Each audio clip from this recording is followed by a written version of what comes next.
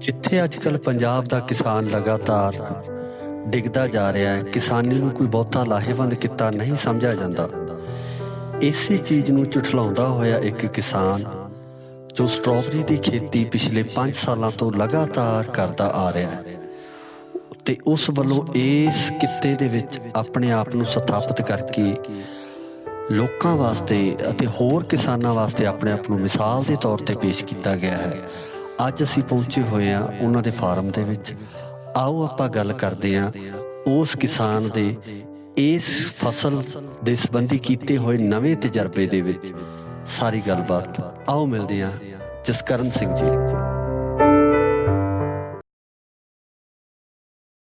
ਸਤਿ ਸ਼੍ਰੀ ਅਕਾਲ ਜੀ, ਤੁਸੀਂ ਦੇਖ ਰਹੇ ਹੋ ਇੰਡੋਜ਼ TV ਆਸਟ੍ਰੇਲੀਆ ਅਤੇ ਮੈਂ ਹਾਂ ਤੁਹਾਡਾ ਆਪਣਾ ਗੁਰਿਕਬਾਲ ਸਿੰਘ। ਅੱਜ ਜੇ ਆਪਾਂ ਗੱਲ ਕਰੀਏ ਕਿ ਪੰਜਾਬ ਦੀ ਜਿਹੜੀ ਜਵਾਨੀ ਹੈ ਉਹ ਲਗਾਤਾਰ ਵਿਦੇਸ਼ਾਂ ਦਾ ਰੁੱਖ ਕਰ ਰਹੀ ਹੈ। ਚੰਗੇ ਭਵਿੱਖ ਦੀ ਭਾਲ ਦੇ ਵਿੱਚ ਵਿਦੇਸ਼ਾਂ ਵਿੱਚ ਨੌਜਵਾਨਾਂ ਵੱਲੋਂ ਵਹੀਰਾਂ ਘੱਤੀਆਂ ਜਾ ਰਹੀਆਂ ਨੇ। ਨੌਜਵਾਨ ਲਗਾਤਾਰ ਆਈਲੈਟਸ ਦਾ ਸਹਾਰਾ ਲੈ ਕੇ, ਪੜ੍ਹਾਈ ਦਾ ਸਹਾਰਾ ਲੈ ਕੇ ਵਿਦੇਸ਼ਾਂ ਵੱਲ ਰੁੱਖ ਕਰ ਰਹੇ ਹਨ, ਜਿਹਦਾ ਕਾਰਨ ਸਿਰਫ ਅਤੇ ਸਿਰਫ ਇਹ ਹੈ ਕਿ ਉਹਨਾਂ ਨੂੰ ਇੱਥੇ ਰੁਜ਼ਗਾਰ ਨਹੀਂ ਮਿਲ ਰਿਹਾ ਜਾਂ ਰੁਜ਼ਗਾਰ ਦੇ ਉਹੋ ਜਿਹੇ ਸਾਧਨ ਉਹਨਾਂ ਨੂੰ ਪ੍ਰਾਪਤ ਨਹੀਂ ਹੋ ਰਹੇ। ਕਿਸਾਨੀ ਦੇ ਵਿੱਚ ਵੀ ਉਹਨਾਂ ਨੂੰ ਇਹ ਲੱਗ ਰਿਹਾ ਕਿ ਕਿਸਾਨੀ ਦਾ ਜਿਹੜਾ ਕਿੱਤਾ ਹੈ ਉਹ ਉਸ ਲੈਵਲ ਦਾ ਨਹੀਂ ਰਿਹਾ ਕਿ ਉਹਨਾਂ ਦੇ ਚੰਗੇ ਭਵਿੱਖ ਨੂੰ ਸੰਵਾਰ ਸਕੇ।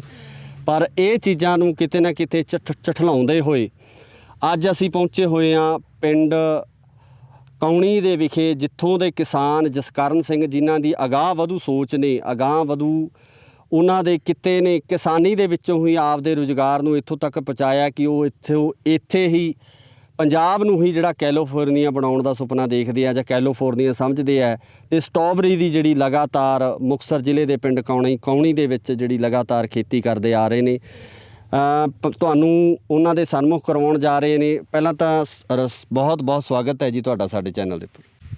ਮੈਂ ਧੰਨਵਾਦੀ ਹਾਂ ਇੰਡੋਜ਼ TV ਆਸਟ੍ਰੇਲੀਆ ਦਾ, ਜਿਹੜੇ ਅੱਜ ਮੇਰੇ ਫਾਰਮ 'ਤੇ ਆ ਕੇ ਅਤੇ ਇਹ ਆਪਣਾ ਮੇਰੇ ਫਾਰਮ ਦੀ ਰੌਣਕ ਨੂੰ ਵਧਾ ਰਹੇ ਆ ਅਤੇ ਗਾਂ ਸਾਰੇ ਲੋਕਾਂ ਤੱਕ ਇਹਨੂੰ ਪਹੁੰਚਾਇਆ ਜਾ ਰਿਹਾ। ਬਹੁਤ ਜਸਕਰਨ ਸਿੰਘ ਜੀ, ਸਭ ਤੋਂ ਪਹਿਲਾ ਸਵਾਲ ਇਹ ਹੈ ਕਿ ਅੱਜ ਜੇ ਆਪਾਂ ਪੰਜਾਬ ਦੀ ਗੱਲ ਕਰੀਏ, ਪੰਜਾਬ ਦੀ ਜਿਹੜੀ ਕਿਸਾਨੀ ਹੈ ਉਹ ਇਹ ਕਿਹਾ ਜਾ ਰਿਹਾ ਕਿ ਪੰਜਾਬ ਦੀ ਕਿਸਾਨੀ ਹੈ ਜਿਹੜੀ ਖਤਰੇ 'ਚ ਹੈ। ਕਿਸਾਨ ਹੈ ਜਿਹੜਾ ਕਰਜ਼ੇ ਦੇ ਹੇਠ ਡੁੱਬਿਆ ਹੋਇਆ। ਖੇਤੀਬਾੜੀ ਹੈ ਜਿਹੜੀ ਉਹ ਅਗਾਂਹ ਵਧੂ ਕਿੱਤਾ ਨਹੀਂ ਰਿਹਾ। ਖੇਤੀਬਾੜੀ ਦੇ ਵਿੱਚ ਜਿਹੜੇ ਸਹੀ ਰੇਟ ਨਾ ਮਿਲਣ ਕਰਕੇ ਜਾਂ ਖਰਚੇ ਵੱਧ ਜਾਣ ਕਰਕੇ ਜਿਹੜੀ ਹੈ ਕਿਸਾਨੀ ਲਗਾਤਾਰ ਹੇਠਾਂ ਵਾਲੇ ਪਾਸੇ ਜਾ ਰਹੀ ਹੈ। ਅਤੇ ਤੁਸੀਂ ਪਹਿਲਾਂ ਇਸ ਸਵਾਲ ਦੇ ਜਵਾਬ ਦੇ ਵਿੱਚ ਤੁਸੀਂ ਕੀ ਕਹਿਣਾ ਚਾਹੋਗੇ? ਕਿਸਾਨੀ ਨੂੰ ਕਿਸ ਤਰ੍ਹਾਂ ਦਾ ਕਿੱਤਾ ਮੰਨਦੇ ਹੋ? ਨਹੀਂ, ਇਹ ਤੁਹਾਡੀ ਗੱਲ ਨਾਲ ਮੈਂ ਬਿਲਕੁਲ ਸਹਿਮਤ ਵੀ ਹਾਂ ਵੀ ਕਿਸਾਨੀ ਹੈ ਜਿਹੜੀ ਅੱਜ ਬਹੁਤ ਹੀ ਇਹ ਥੱਲੇ ਨੂੰ ਜਾ ਰਹੀ ਹੈ, ਕਿਉਂ ਫਸਲਾਂ ਦੇ ਭਾਅ, ਵਾਕਈ ਫਸਲਾਂ ਦੇ ਭਾਅ ਜੋ ਮਿਲਣੇ ਚਾਹੀਦੇ ਉਹ ਨਹੀਂ ਮਿਲ ਰਹੇ ਜੀ। ਇਹ 'ਚ ਕੋਈ ਦੋ ਰਾਏ ਨਹੀਂ ਗੀ। ਸਰਕਾਰਾਂ ਦਾ ਵੀ ਇਹਦੇ ਵਿੱਚ ਬਹੁਤ ਵੱਡਾ ਹੈ ਸਹਿਯੋਗ ਹੁੰਦਾ ਹੈ ਵੀ ਕਿਸਾਨੀ ਨੂੰ ਉੱਪਰ ਚੱਕਿਆ ਹੋਵੇ, ਕਿਉਂ ਅਸੀਂ ਉਸੇ ਹੀ ਝੋਨੇ ਕਣਕ ਦੇ ਉਹਦੇ ਜਾਲ ਦੇ ਵਿੱਚ ਫਸੇ ਹੋਏ ਹਾਂ ਜੀ। ਅਤੇ ਹਾਂ, ਆਪਾਂ ਜੇ ਜਮਾਂ ਹੀ ਕਹਿ ਦਈਏ ਵੀ ਆਪਾਂ ਕਿਸਾਨੀ ਲਾਹੇਵੰਦ ਧੰਦਾ ਹੀ ਨਹੀਂ ਰਿਹਾ, ਨਹੀਂ, ਇਹ ਵੀ ਮੇਰੇ ਕਹਿਣ 'ਚ ਨਹੀਂ ਆਉਂਦਾ ਗਾ ਵੀ ਆਪਾਂ ਇਹ ਕਿਸਾਨੀ ਦੇ ਪੱਧਰ 'ਤੇ ਹੋਰ ਬਹੁਤ ਕੁਛ ਕੀਤਾ ਜਾ ਸਕਦਾ। ਜੇ ਆਪਾਂ ਨਵੀਂ ਸੋਚ ਨੂੰ ਲੈ ਕੇ ਨਵੇਂ ਤਰੀਕੇ ਨਾਲ ਅਪਣਾਵਾਂਗੇ ਤਾਂ ਬਹੁਤ ਕੁਛ ਕਿਸਾਨੀ ਇਹਦੇ ਵਿੱਚੋਂ ਮਿਲ ਸਕਦਾ। ਇੱਡੀ ਨਹੀਂ ਗੱਲ ਵੀ ਆਪਾਂ ਕਹਿ ਦਈਏ ਜਮਾਂ ਹੀ ਹੁਣ ਇਹ ਲਾਹੇਵੰਦ ਧੰਦਾ ਹੀ ਨਹੀਂ। ਤੁਸੀਂ ਇੱਕ ਅਗਾਂਹ ਵਧੂ ਕਿਸਾਨ ਦੇ ਹੋਣ ਦੇ ਨਾਤੇ ਤੁਸੀਂ ਸਟ੍ਰਾਬੇਰੀ ਦੀ ਖੇਤੀ ਪਿਛਲੇ ਲੰਬੇ ਸਮੇਂ ਤੋਂ ਕਰ ਰਹੇ ਹੋ। ਸਟ੍ਰਾਬੇਰੀ ਦੇ ਵਿੱਚ ਤੁਸੀਂ ਆਪਣਾ ਇੱਕ ਨਾਮ ਬਣਾਇਆ। ਸਟ੍ਰਾਬੇਰੀ ਦੇ ਵਿੱਚੋਂ ਪਹਿਲਾਂ ਤਾਂ ਮੈਨੂੰ ਇਹ ਦੱਸੋ ਕਿ ਜਿਹੜੀ ਸਟ੍ਰਾਬੇਰੀ ਆ ਉਹਦੇ 'ਚੋਂ ਤੁਸੀਂ ਕਿੰਨੀ ਇਨਕਮ ਲੈ ਰਹੇ ਹੋ ਅਤੇ ਇਹ ਕਿਸ ਤਰ੍ਹਾਂ ਦਾ ਕਿੱਤਾ ਹੈਗਾ ਅਤੇ ਇਹਨੂੰ ਕਿੱਦਾਂ ਤੁਸੀਂ ਸ਼ੁਰੂ ਕੀਤਾ? ਹਾਂ ਵੀਰ ਜੀ, ਇਹ ਤੁਹਾਡਾ ਵਧੀਆ ਸਵਾਲ ਹੈ ਗੁਰਪਾਲ ਸਿੰਘ ਜੀ। ਜਿਹੜੀ ਇਨਕਮ ਦੀ ਗੱਲ ਆ ਨਾ, ਇਨਕਮ ਦੀ ਗੱਲ ਠੀਕ ਹੈ। ਪਹਿਲਾਂ ਵੀ ਮੈਨੂੰ ਕਈਆਂ ਨੇ ਪੁੱਛਿਆ ਕਿੰਨੀ ਇਨਕਮ ਆ ਰਹੀ ਹੈ। ਇਨਕਮ ਤਾਂ ਚਲੋ ਠੀਕ ਹੈ, ਵਾਹਿਗੁਰੂ ਦੀ ਕਿਰਪਾ ਨਾਲ ਅੱਛੀ ਆ ਰਹੀ ਹੈ। ਜਦੋਂ ਮਿਹਨਤ ਕਰਦੇ ਆ ਨਾ, ਇਹ ਮਿਹਨਤ ਦਾ ਫਲ ਜ਼ਰੂਰ ਮਿਲ ਰਿਹਾ। ਬਿਲਕੁਲ ਜੀ, ਬਿਲਕੁਲ। ਠੀਕ ਹੈ ਨਾ, ਇਹਦੇ ਵਿੱਚ ਬਹੁਤ ਜ਼ਿਆਦਾ ਮਿਹਨਤ ਹੈ। ਅਤੇ ਜੋ ਇਨਕਮ ਦਾ ਜੇ ਆਪਾਂ ਬਾਇਓਡਾਟਾ ਤਾਂ ਪੱਕਾ ਤਾਂ ਆਪਾਂ ਕਹਿ ਨਹੀਂ ਸਕਦੇ, ਇਹ ਤਾਂ ਵਾਹਿਗੁਰੂ ਦੇ ਹੱਥ ਹੁੰਦਾ ਹੈ। ਪਿਛਲੇ ਜਿਹੜੇ ਮੇਰੇ ਸਾਲਾਂ ਦੇ ਤਜਰਬੇ ਰਹੇ ਹੈ, ਉਸ 'ਚ ਮੈਂ ਜੇ ਕਹਾਂ ਤਾਂ ਮੈਂ 1 ਏਕੜ ਤੋਂ 10 ਲੱਖ ਰੁਪਏ ਤੱਕ ਸਟ੍ਰਾਬੇਰੀ ਦਾ ਜੋ ਉਹ ਕੱਢਦਾ ਜੀ। ਤੁਹਾਡੇ ਮਨ ਦੇ ਵਿੱਚ ਇਹ ਖਿਆਲ ਕਿੱਦਾਂ ਆਇਆ, ਕਿਉਂਕਿ ਇੱਕ ਆਪਾਂ ਪ੍ਰੈਕਟੀਕਲ ਹੁੰਦਾ ਫਸਲਬਾੜੀ ਦੇ ਵਿੱਚ, ਜਦੋਂ ਆਪਾਂ ਕੋਈ ਫਸਲ ਨਵੀਂ ਬੀਜਦੇ ਹਾਂ ਉਹ ਮਿੱਟੀ ਦੇ ਉਹਦੇ ਅਨੁਕੂਲ ਹੈਗੀ ਹੈ ਕਿ ਨਹੀਂ ਹੈਗੀ, ਵਾਤਾਵਰਨ ਇਹਦੇ ਅਨੁਕੂਲ ਹੈ ਕਿ ਨਹੀਂ ਹੈ। ਉਸ ਤੋਂ ਬਾਅਦ ਕਾਫੀ ਸਾਰੇ ਸਵਾਲ ਖੜ੍ਹੇ ਹੁੰਦੇ ਆ ਕਿ ਮੰਡੀਕਰਨ ਕਿੱਦਾਂ ਕੀਤਾ ਜਾਊਗਾ, ਫਸਲ ਵੇਚੀ ਕਿੱਥੇ ਜਾਊਗੀ। ਸਭ ਤੋਂ ਪਹਿਲਾ ਜਿਹੜਾ ਸਵਾਲ ਇਹ ਹੁੰਦਾ ਕਿ ਇਸ ਨੂੰ ਅਸੀਂ ਜੋ ਬੀਜਾਂਗੇ ਤਾਂ ਇਹ ਵਾਤਾਵਰਨ ਇਹਦੇ ਅਨੁਕੂਲ ਹੈ ਜਾਂ ਨਹੀਂ ਹੈ, ਜਾਂ ਕਿਸ ਤਰ੍ਹਾਂ ਦਾ ਇਹਦੇ ਵਾਸਤੇ ਵਾਤਾਵਰਨ ਚਾਹੀਦਾ। ਉਹ ਚੀਜ਼ਾਂ ਜਦੋਂ ਤੁਹਾਡੇ ਮਾਈਂਡ ਦੇ ਵਿੱਚ ਜਦੋਂ ਆਈਆਂ, ਜਦੋਂ ਇਹ ਫਸਲ ਤੁਸੀਂ ਸ਼ੁਰੂ ਕੀਤੀ ਹੈ, ਤਾਂ ਉਦੋਂ ਇਹਨਾਂ ਦੇ ਜਿਹੜੇ ਜਵਾਬ ਆ ਤੁਹਾਨੂੰ ਉਹ ਕਿਸ ਤਰ੍ਹਾਂ ਮਿਲੇ?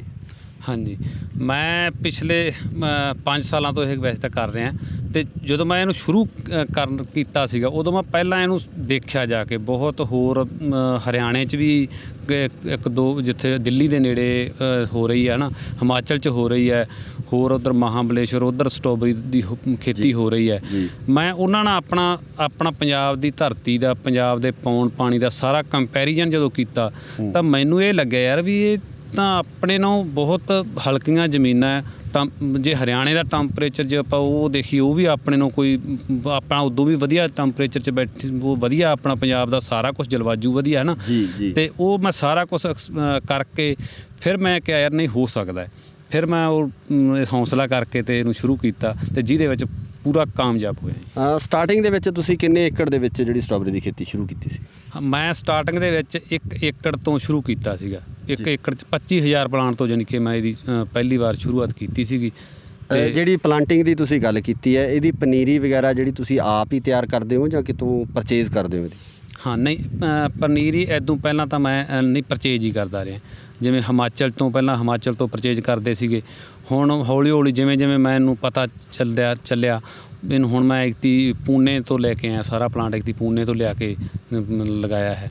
ਉੱਥੋਂ ਫਿਰ ਲਿਆਉਣ ਦਾ ਜਿਹੜਾ ਤੁਹਾਡੇ ਸਾਧਨ ਕੀ ਹੁੰਦੇ ਆ, ਸੋਰਸਿਸ ਕੀ ਹੁੰਦੇ ਆ? ਕਿਉਂਕਿ ਪੂਨੇ ਜਾਣਾ ਆਉਣਾ ਕਿਉਂਕਿ ਕਾਫੀ ਲੰਬਾ ਸਫ਼ਰ ਹੈ, ਅਤੇ ਉਹ ਕਿਸ ਤਰ੍ਹਾਂ ਦਾ ਜਿਹੜਾ ਪ੍ਰਬੰਧ ਹੁੰਦਾ ਸਾਰਾ? ਬਾਏ ਟ੍ਰੇਨ ਜਾਂਦੇ ਹੋ, ਬਾਏ ਏਅਰ ਜਾਂਦੇ ਹੋ, ਕੀ ਸਿਸਟਮ ਹੁੰਦਾ ਉਹਦਾ ਸਾਰਾ? ਨਹੀਂ, ਇੰਨਾ ਸਮਾਂ ਉੱਥੋਂ ਬਹੁਤ ਜ਼ਿਆਦਾ ਲੱਗ ਜਾਂਦਾ ਜੇ ਆਪਾਂ ਬਾਏ ਏਅਰ ਜਾ ਕੇ ਉੱਥੋਂ ਮੈਂ ਬਕਾਇਦਾ ਜਾ ਕੇ ਉੱਥੋਂ ਪਨੀਰੀ ਆਪਦੀ ਟਰੱਕਾਂ ਦੇ ਵਿੱਚ ਲੋਡ ਕਰਵਾ ਕੇ ਅਤੇ ਮੈਂ ਉੱਥੋਂ ਵਾਪਸ ਆ ਜਾਂਦਾ। ਉਹ ਫਿਰ 2-3 ਦਿਨਾਂ 'ਚ ਇੱਥੇ ਪਹੁੰਚ ਜਾਂਦਾ ਮੇਰੇ ਕੋਲ। ਅਤੇ ਨਹੀਂ, ਅਗਲਾ ਜਿਹੜਾ ਮੇਰਾ ਸਵਾਲ ਇਹ ਹੈਗਾ ਕਿ ਤੁਸੀਂ ਜਿਹਦੀ ਪਲਾਂਟਿੰਗ ਹੋਣ ਤੋਂ ਬਾਅਦ ਜਿਹੜੀ ਇਹਦੀ ਦੇਖ ਰੇਖ ਹੈ ਉਹ ਕਿਸ ਤਰ੍ਹਾਂ ਕਰਨੀ ਪੈਂਦੀ ਹੈ? ਕਿੰਨਾ ਇਹਦੇ 'ਤੇ ਕੋਈ ਰੇਹ ਸਪਰੇਅ ਦਾ ਜਿਹੜਾ ਹੈਗਾ ਖਰਚਾ ਹੈਗਾ, ਜਾਂ ਇਹਦਾ ਮਤਲਬ ਪਾਣੀ ਦੇਣੇ ਨੂੰ ਕਿੰਨੇ ਪਾਣੀ ਲੱਗਦੇ ਆ, ਕਿੰਨੀ ਕੁ ਦੇਖ ਰੇਖ ਇਹ ਜਿਹੜਾ ਪੌਦਾ ਇਹ ਸਟ੍ਰਾਬੇਰੀ ਦਾ ਇਹ ਭਾਲਦਾ ਹੈਗਾ? ਹਾਂ, ਬਹੁਤ ਵਧੀਆ ਸਵਾਲ ਆ ਤੁਹਾਡਾ।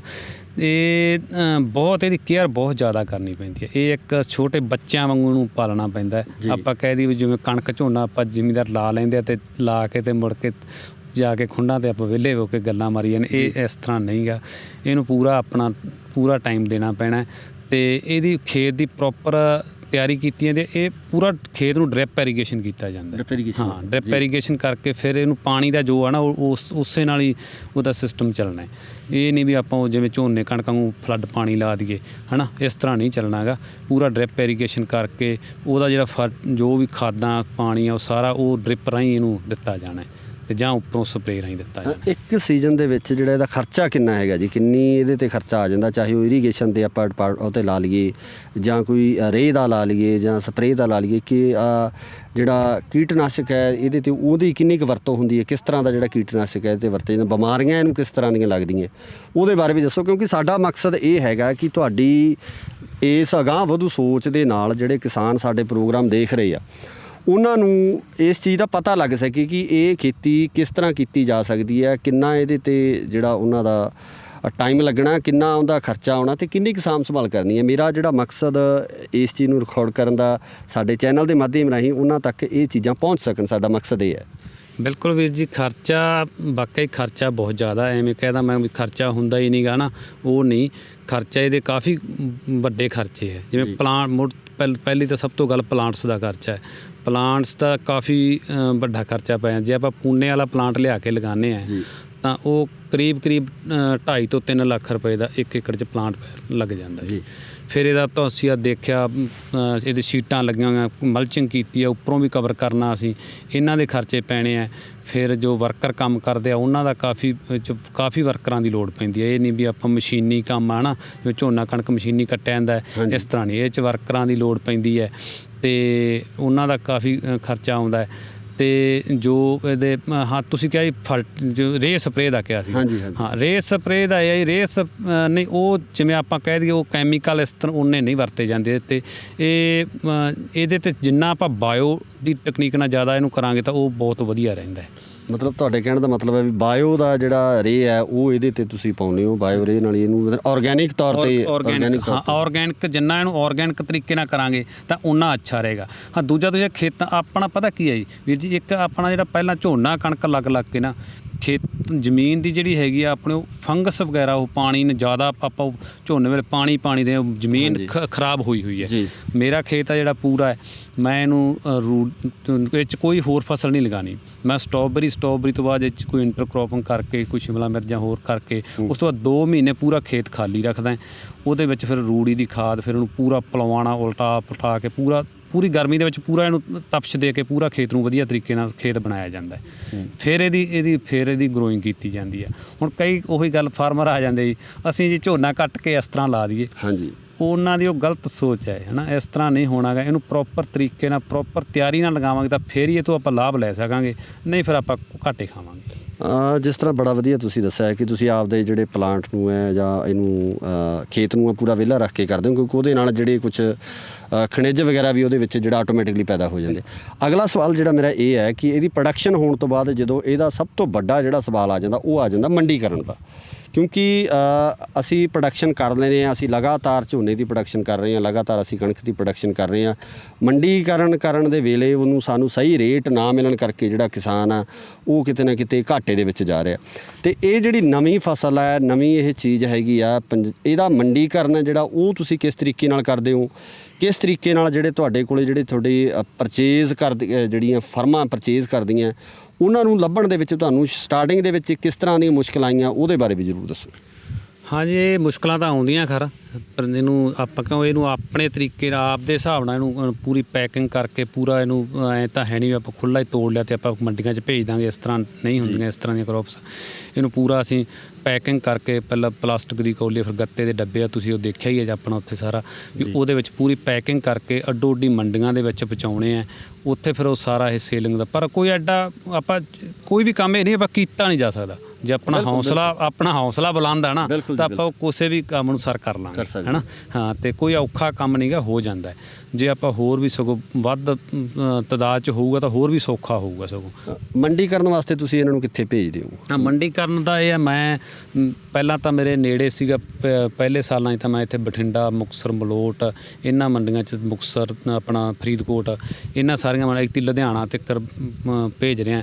ਹੋਰ ਵੀ ਕਈਆਂ ਸਗੋਂ ਜਿੱਥੇ ਪਤਾ ਚੱਲਦਾ ਸਗੋਂ ਮੈਨੂੰ ਖੁਦ ਫੋਨ ਆਉਂਦੇ ਆ ਜੀ, ਤੁਸੀਂ ਬਾਈ ਜੀ ਸਟ੍ਰਾਬੇਰੀ ਕਿੱਥੇ ਕਰ ਰਹੇ ਆ, ਸਾਨੂੰ ਭੇਜੋ ਜੀ, ਹੈ ਨਾ। ਅਤੇ ਕੋਈ ਐਡੀ ਦਿੱਕਤ ਵਾਲੀ ਗੱਲ ਨਹੀਂ, ਬਹੁਤ ਵਧੀਆ ਚੱਲ ਰਿਹਾ ਜੀ। ਜਿਹੜਾ ਮੰਡੀ ਦੇ ਵਿੱਚ ਜਦੋਂ ਇਹਨਾਂ ਨੂੰ ਤੁਹਾਨੂੰ ਕਿਤੇ ਇਹ ਤਾਂ ਨਹੀਂ ਹੈਗਾ, ਜਿਸ ਤਰ੍ਹਾਂ ਆਮ ਜਿਹੜੀ ਗੱਲ ਹੁੰਦੀ ਹੈ ਕਿਸਾਨੀ ਵੱਲੋਂ ਇਹ ਕਿਹਾ ਜਾਂਦਾ ਕਿ ਮੰਡੀ ਦੇ ਵਿੱਚ ਅਸੀਂ ਮਾਲ ਲੈ ਕੇ ਜਾਂਦੇ ਹਾਂ ਜਾਂ ਫਸਲ ਲੈ ਕੇ ਜਾਂਦੇ ਹਾਂ, ਉੱਥੇ ਬੋਲੀ ਲੱਗਦੀ ਹੈ ਅਤੇ ਬੋਲੀ ਲੱਗਣ 'ਤੇ ਜਿਹੜਾ ਹੈਗਾ ਜਾਂ ਆੜ੍ਹਤੀਏ ਵੱਲੋਂ ਜਾਂ ਜਿਹੜਾ ਪਰਚੇਜ਼ ਕਰਨ ਵਾਲੇ ਹੈਗੇ ਆ ਉਹਨਾਂ ਵੱਲੋਂ ਆਪ ਦੇ ਹਿਸਾਬ ਨਾਲ ਜਿਹੜਾ ਰੇਟ ਤੈਅ ਕੀਤਾ ਜਾਂਦਾ। ਇਹ ਰੇਟ ਜਿਹੜਾ ਹੈਗਾ, ਮੇਰਾ ਪੁੱਛਣ ਦਾ ਮਤਲਬ ਇਹ ਹੈ ਵੀ ਰੇਟ ਤੁਸੀਂ ਤੈਅ ਕਰਦੇ ਹੋ ਜਾਂ ਮੰਡੀ ਵਿੱਚ ਜਾ ਕੇ ਤੁਹਾਡਾ ਰੇਟ ਤੈਅ ਹੁੰਦਾ? ਇਹਨਾਂ ਫਸਲਾਂ ਦਾ ਵੀਰ ਜੀ ਇਸ ਤਰ੍ਹਾਂ ਹੁੰਦਾ ਹੈ ਵੀ ਜਿਵੇਂ ਝੋਨਾ ਕਣਕ ਹੈ, ਭਾਵਾਂ ਦੀ ਕਿਸੇ ਦਾ ਕਾਲਾ ਅਤੇ ਭਾਵਾਂ ਦੀ ਕਿਸੇ ਦਾ ਸੰਤਰੀ ਅਤੇ ਭਾਵਾਂ ਦੀ ਕਿਸੇ ਦਾ ਇੱਕੋ ਰੇਟ ਗੌਰਮੈਂਟ ਦੇ ਮਿੱਥੇ ਹੋਏ, ਹੈ ਨਾ, ਉਵੇਂ ਲੱਗ ਜਾਂਦਾ। ਇਹਦੇ ਵਿੱਚ ਸਹੀ ਉਹੀ ਗੱਲ ਆਪਣੀ ਮਿਹਨਤ ਦਾ ਮੁੱਲ ਪੈਣਾ ਜੀ। ਜੇ ਆਪਣੀ ਕੁਆਲਿਟੀ ਅੱਛੀ ਹੈ, ਸਾਰਾ ਆਪਣਾ ਫਰੂਟ ਅੱਛਾ ਹੈ, ਤਾਂ ਆਪਾਂ ਆਪਦਾ ਮੂੰਹ ਮੰਗਾ ਦਾਮ ਲੈ ਸਕਦੇ ਹਾਂ।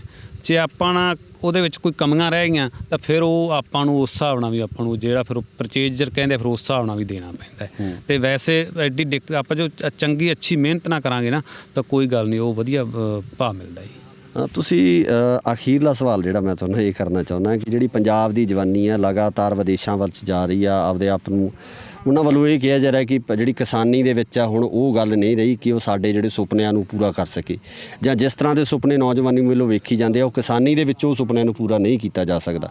ਜਿਹੜੇ ਪੰਜਾਬ ਦੇ ਨੌਜਵਾਨ ਆ ਉਹਨਾਂ ਨੂੰ ਤੁਸੀਂ ਕੀ ਸੁਨੇਹਾ ਦੇਣਾ ਚਾਹੁੰਦੇ ਹੋ? ਕਿਉਂਕਿ ਤੁਹਾਡਾ ਜਿਹੜਾ 5 ਸਾਲ ਦਾ ਤਜਰਬਾ ਹੈ, ਇਸ ਤਜਰਬੇ ਦੌਰਾਨ ਤੁਸੀਂ ਖੱਟੇ ਮਿੱਠੇ ਤਜਰਬੇ ਕੀਤੇ ਆ, ਸਾਰੀ ਚੀਜ਼ ਨੂੰ ਪਰਖਿਆ, ਵੇਖਿਆ, ਚਲਾਇਆ, ਹੁਣ ਤੱਕ ਚਲਾ ਰਹੇ ਹੋ। ਅਤੇ ਹੁਣ ਜਿਹੜਾ ਤੁਸੀਂ ਉਸ ਨੌਜਵਾਨ ਨੂੰ, ਜਿਹੜੀ ਨੌਜਵਾਨ ਪੀੜ੍ਹੀ ਆ ਨਿਰਾਸ਼ ਹੋ ਕੇ ਬੈਠੀ ਆ ਕਿਸਾਨੀ ਦੇ ਉੱਪਰੋਂ, ਜਾਂ ਝੋਨੇ ਦੇ ਜਾਂ ਕਣਕ ਦੇ ਚੱਕਰ ਦੇ ਵਿੱਚ ਫਸੀ ਹੋਈ ਆ, ਉਹਨਾਂ ਨੌਜਵਾਨਾਂ ਨੂੰ, ਪੰਜਾਬ ਦੇ ਨੌਜਵਾਨਾਂ ਨੂੰ ਕੀ ਸੁਨੇਹਾ ਦੇਣਾ ਚਾਹੋ? ਤੁਹਾਡਾ ਬਹੁਤ ਅੱਛਾ ਸਵਾਲ ਹੈ ਵੀਰ ਜੀ। ਨਿਰਾਸ਼ ਹੋਣ ਦੀ ਤਾਂ ਨਿਰਾਸ਼ਾ ਤਾਂ ਆਪਣੇ ਪੰਜਾਬੀਆਂ ਦੇ ਵਿੱਚ ਹੋਣੀ ਨਹੀਂ ਚਾਹੀਦੀ, ਤੇ ਮੈਂ ਹੈ ਨਾ ਤਾਂ ਆਪਾਂ ਨਿਰਾਸ਼ ਹੋਣ ਵਾਲੇ ਤਾਂ ਹੈ ਹੀ ਨਹੀਂਗੇ। ਤੇ ਬਹੁਤ ਕੁਝ ਕੀਤਾ ਜਾ ਸਕਦਾ। ਮੈਂ ਵੀ ਜਦੋਂ ਬਾਹਰ ਦੇਖਿਆ, ਜਦੋਂ ਮੈਂ ਸਟ੍ਰਾਬੇਰੀ ਸ਼ੁਰੂ ਕੀਤੀ ਨਾ, ਤੇ ਮੈਂ ਵੀ ਮੈਨੂੰ ਫੋਨ ਜਦੋਂ ਸੁਣਦੇ ਸੀ ਬਾਹਰ ਯਾਰ ਜਾ ਕੇ ਮੁੰਡੇ ਸਟ੍ਰਾਬੇਰੀ ਤੋੜਦੇ ਆ ਜਾਂ ਬੇਰੀਆਂ ਤੋੜਦੇ ਆ ਨਾ, ਇਹ ਬੇਰੀਆਂ ਕਹਿੰਦੇ ਬੇਰੀਆਂ ਤੋੜਦੇ ਆ, ਇਹ ਚਿੰਨਗ ਵੀ ਉੱਥੋਂ ਹੀ ਪੈਦਾ ਹੋਈ ਸੀ ਯਾਰ। ਮੈਂ ਕਿਹਾ ਬਾਹਰ ਜੇ ਕਰਦੇ ਆਪਾਂ ਕਿਉਂ ਨਹੀਂ ਕਰਦੇ ਇੱਥੇ, ਹੈ ਨਾ। ਇਹ ਤਾਂ ਹੀ ਉਸੇ ਚਿੰਨਗ ਨੂੰ ਲੈ ਕੇ ਅਸੀਂ ਸ਼ੁਰੂ ਕੀਤਾ ਸੀਗਾ। ਤੇ ਬਹੁਤ ਕੁਝ ਕੀਤਾ ਜਾ ਸਕਦਾ। ਨਵੇਂ ਯੂਥ ਨੂੰ ਮੇਰੀ ਤਾਂ ਇਹੀ ਬੇਨਤੀ ਹੈ ਵੀ ਇਸ ਤਰ੍ਹਾਂ ਆਪਾਂ ਨੂੰ ਨਵਾਂ ਯੂਥ ਅੱਜ ਕੱਲ੍ਹ ਨਾ ਛੂਟ ਬੂਟ ਦੇ ਮਗਰ ਭੱਜ ਰਿਹਾ ਜੀ ਜ਼ਿਆਦਾ। ਉੱਧਰਲਾ ਜਿਹੜਾ ਚਮਕ ਦਮਕ ਨਾ ਉਹ ਦੇਖ ਕੇ ਜ਼ਿਆਦਾ ਉੱਧਰ ਨੂੰ ਜਾ ਰਹੇ ਹੈ। ਤੇ ਜਦ ਕਿ ਉਹ ਆਪਾਂ ਉੱਥੇ ਜਾ ਕੇ ਕਿਸੇ ਦੇ ਫਾਰਮਾਂ 'ਚ ਜਾ ਕੇ ਕੰਮ ਕਰਦੇ ਹਾਂ, ਕਿਸੇ ਦੇ ਅਧੀਨ ਜਾ ਕੇ ਕੰਮ ਕਰਦੇ ਹਾਂ। ਇੱਥੇ ਆਪਣੇ ਕੋਲ ਸਭ ਕੁਛ ਹੈ, ਜ਼ਮੀਨ ਹੈ, ਧਰਤੀ ਮਾਤਾ ਆਪਾਂ ਨੂੰ ਆਪਣੇ ਪੁਰਖਿਆਂ ਨੇ ਆਪਾਂ ਤੋਂ ਦਿੱਤੀ ਹੋਈ ਹੈ ਨਾ। ਇਹਦੇ ਵਿੱਚ ਆਪਾਂ ਕਿਉਂ ਨਾ ਆਪਾਂ ਪੂਰੀ ਮਿਹਨਤ ਨਾਲ ਲੱਗਣ ਨਾਲ ਕੰਮ ਕਰਾਂਗੇ ਨਾ, ਤੇ ਇਹ ਆਪਾਂ ਨੂੰ ਕਦੇ ਵੀ ਧੋਖਾ ਨਹੀਂ, ਆਪਣੀ ਧਰਤੀ ਮਾਂ ਆਪਾਂ ਨੂੰ ਕਦੇ ਧੋਖਾ ਨਹੀਂ ਦਿੰਦੀ। ਇਹ ਆਪਾਂ ਨੂੰ ਸਮਝਣ ਦੀ ਲੋੜ ਹੈ। ਹਾਂ ਠੀਕ ਹੈ, ਆਪਾਂ ਇੱਕ ਚੀਜ਼ ਮਗਰ ਆਪਾਂ ਸਰਕਾਰਾਂ ਨੂੰ ਇਕੱਲਾ ਦੋਸ਼ ਦੇਈ ਜਾਵਾਂਗੇ। ਹਾਂ ਆਪਾਂ ਨੂੰ ਆਪ ਨੂੰ ਵੀ ਕੰਮ ਹਿੰਮਤ ਕਰਨ ਦੀ ਲੋੜ ਹੈ। ਆਪਾਂ ਹਿੰਮਤ ਨਾਲ ਆਪਾਂ ਨਵੇਂ ਤਕਨੀਕਾਂ ਨਾਲ ਹੋਰ ਵੀ ਮੈਂ ਇਹ ਨਹੀਂ ਕਹਿੰਦਾ ਇਕੱਲੀ ਸਟ੍ਰਾਬੇਰੀ ਕਰੋ, ਹੋਰ ਬੜੀਆਂ ਕ੍ਰੌਪਸ ਹੈ, ਚਾਹੇ ਖੀਰਾ ਹੈ, ਖਰਬੂਜਾ ਹੈ, ਹੋਰ ਸਬਜ਼ੀਆਂ ਹੈ, ਹੋਰ ਬਹੁਤ ਤਰ੍ਹਾਂ ਦੇ ਅੱਜ ਤਾਂ ਨਵੇਂ ਫਰੂਟ ਪੰਜਾਬ ਦੇ ਵਿੱਚ ਹੋਰ ਵੀ ਲੱਗ ਰਹੇ ਹੈ। ਤੇ ਇਸ ਤਰ੍ਹਾਂ ਟਰਾਈ ਕਰਨਾ ਚਾਹੀਦਾ, ਥੋੜ੍ਹੇ ਤੋਂ ਟਰਾਈ ਕਰਕੇ ਆਪਾਂ ਨੂੰ ਇਸ 'ਚ ਕਾਮਯਾਬੀ ਮਿਲਦੀ ਹੈ। ਨਿਰਾਸ਼ ਹੋਣ ਦੀ ਕੋਈ ਜ਼ਰੂਰਤ ਨਹੀਂ। ਤੇ ਯੂਥ ਨੂੰ ਇਹੀ ਬੇਨਤੀ ਹੈ ਵੀ ਨਿਰਾਸ਼ਾ ਨੂੰ ਤਿਆਗ ਕੇ ਹਿੰਮਤ ਦਾ ਰਾਹ ਪਕੜੋ ਤੇ ਬਹੁਤ ਅੱਛੇ ਰਿਜ਼ਲਟ ਮਿਲਣਗੇ। ਸੋ ਇਹ ਸਨ ਜਸਕਰਨ ਸਿੰਘ ਜੀ, ਜਿਹੜੇ ਕਿ ਪਿੰਡ ਕੌਣੀ, ਜ਼ਿਲ੍ਹਾ ਮੁਕਤਸਰ ਦੇ ਵਿੱਚ ਜਿਹੜੇ ਸਟ੍ਰਾਬੇਰੀ ਦਾ ਫਾਰਮ ਚਲਾ ਰਹੇ ਨੇ। ਪਿਛਲੇ 5 ਸਾਲਾਂ ਤੋਂ ਲਗਾਤਾਰ ਸਟ੍ਰਾਬੇਰੀ ਦੀ ਖੇਤੀ ਕਰ ਰਹੇ ਨੇ, ਤੇ ਇਸ ਖੇਤੀ ਦੇ ਵਿੱਚ ਉਹ ਆਪਣੇ ਆਪ ਨੂੰ ਸਥਾਪਿਤ ਕਰਨ ਦੇ ਵਿੱਚ ਵੀ ਕਾਮਯਾਬ ਹੋਏ ਨੇ। ਨੌਜਵਾਨਾਂ ਨੂੰ ਬਹੁਤ ਵਧੀਆ ਸੰਦੇਸ਼ ਇਹਨਾਂ ਨੇ ਦਿੱਤਾ ਹੈ ਕਿ ਨੌਜਵਾਨੀ ਹੈ ਜਿਹੜੀ ਕੁਝ ਵੀ ਕਰ ਸਕਦੀ ਆ। ਅਸਲ ਗੱਲ ਹੈ ਸਾਡੇ ਹੌਸਲੇ ਦੀ, ਸਾਡੇ ਜਜ਼ਬੇ ਨਾਲ ਜਿਹੜੀ ਹਰ ਚੀਜ਼ ਨੂੰ ਜਿੱਤਿਆ ਜਾ ਸਕਦਾ। ਜਿਹੜੀ ਇਹ ਧਰਤੀ ਆ, ਧਰਤੀ ਹਮੇਸ਼ਾ ਹੀ ਸਾਨੂੰ ਉਹੀ ਚੀਜ਼ ਮੋੜ ਕੇ ਦਿੰਦੀ ਹੈ ਜੋ ਅਸੀਂ ਇਸ ਧਰਤੀ ਨੂੰ ਦਿੰਦੇ ਹਾਂ। ਜੇ ਇਸ ਧਰਤੀ ਤੋਂ ਚੰਗੀ ਚੀਜ਼ ਲੈਣੀ ਹੈ ਤਾਂ ਸਾਨੂੰ ਕੁਝ ਚੰਗਾ ਬੋਣਾ ਪਵੇਗਾ। ਸੋ ਇਸੇ ਤਰੀਕੇ ਨਾਲ ਆਉਣ ਵਾਲੇ ਸਮੇਂ ਦੇ ਵਿੱਚ ਵੀ ਕੁਝ ਇਸ ਤਰ੍ਹਾਂ ਦੀਆਂ ਉੱਚੀਆਂ ਸ਼ਖਸੀਅਤਾਂ ਨੂੰ ਤੁਹਾਡੇ ਸਨਮੁਖ ਕਰਦੇ ਰਹਾਂਗੇ। ਸੋ ਜੁੜੇ ਰਹੋ ਇੰਡੋਜ਼ TV ਆਸਟ੍ਰੇਲੀਆ ਨਾਲ। ਧੰਨਵਾਦ।